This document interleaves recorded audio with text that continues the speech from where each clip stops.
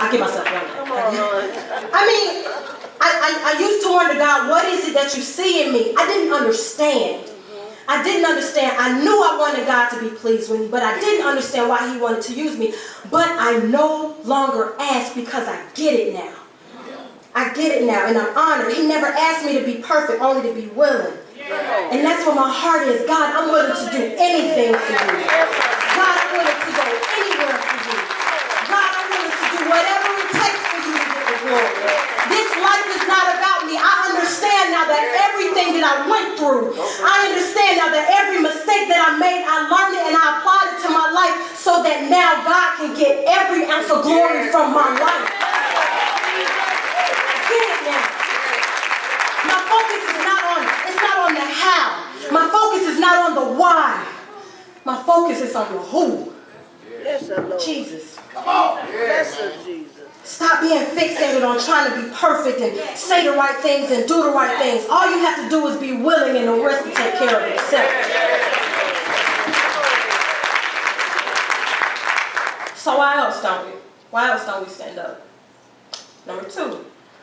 Because the truth of the matter is, we really don't believe God is who he say he is and he can do what he says he can do. All right. Bam. Gotcha. I mean, what's happening is that we hear how grandmama praise and worship God. We hear how mama praise and worship God. We come to church and we hear how Pastor and Sister Wilson worship God.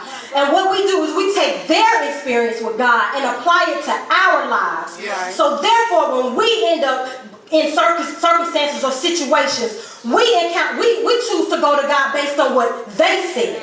But God is saying, I want you to know me for yourself. So as a result, we end up being defeated because we go to God based on their experiences. We go to God based on their words instead of going to God for ourselves. So we end up defeated. We end up defeated after defeat, after defeat, after defeat, and after defeat. Even though we still come to church and we know that there is a God, we tend to lose confidence in the God that we say we serve. We don't believe. Come on now. We come here to be built up, to learn. And we fail to realize that our experiences with God is just that, our experiences.